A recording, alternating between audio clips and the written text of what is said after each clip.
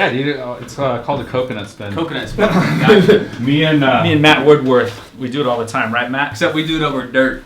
We had a pond.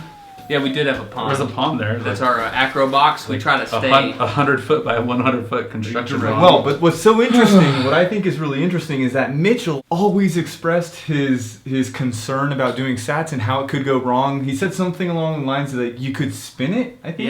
Yeah. You're about 1 inch of extra brake pull away from spinning your glider, which could end in riser twist, nose down spiral, momentary free fall.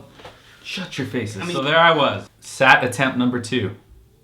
Ever. Oh, no, it felt good, and then did a little spinaroo like this, and then I was like back here, and then it was like slack, and it was like looking down at the wing. Mitchell said that, like, had you been on a different wing, you could have easily ended up inside of the wing. Oh, dude, I could have ended up inside of this wing. The risk with the sat is that the pilot pulls too much brake and spins the glider. He stalls half the glider, and the glider begins to rotate. It'll rotate 180 up to 360 degrees, maybe more. It depends on the glider and wing loading. After the glider stops spinning, usually it's behind the pilot, and then it wants to surge forward. The pilot can stall the glider into like a backfly kind of scenario, and then slowly let the glider fly after that. Have you ever done a stall? Mm-hmm. If you've never done a stall before, you might not know how to do that. So most pilots would just hang on for dear life to their risers and moan. It was not a moan. It was like a whoa, easy there. Easy there, buddy. It was a moan. You got to watch the video. He's like, oh. No, it was whoa. No. But the moral of the story is... What is the moral for your story? Clint has 2 out of 3 successful sats now. That's a solid D depending on the college you are attending. If you have a bad day or a bad run or a bad flight or a bad skydive or whatever, you should go do it as soon as possible. If I had landed after that, it would have really pissed me off and I would have been frustrated. So went up and did it again, and that one was pretty successful. I think it was actually my best one yet. Out of 2.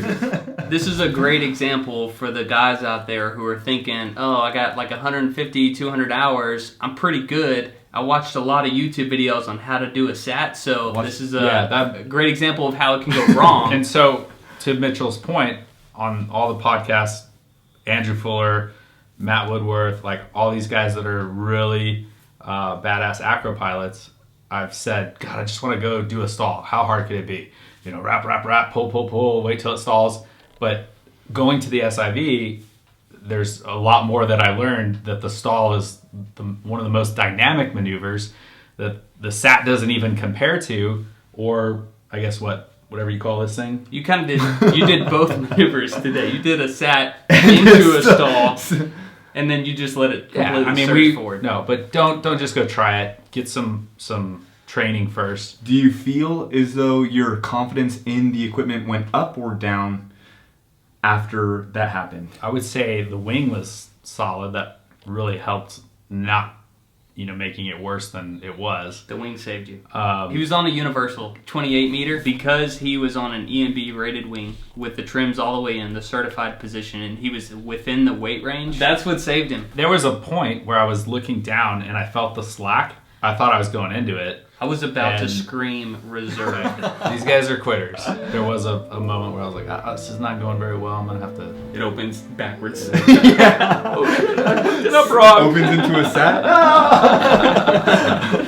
Great. Thanks for joining us today. We got a couple fucking haters, but... We'll leave you on the positive note, the sat that Clint did that went actually correctly. All right, be listening to the Paramotor Podcast. We'll have a new episode coming up soon. We want to hear from Mitchell, how his transition from Afghanistan back to the United States, his transition. But yeah, stay tuned. Lots of fun stuff, and we appreciate you watching. Bye. Peace. It's gonna be a party, y'all.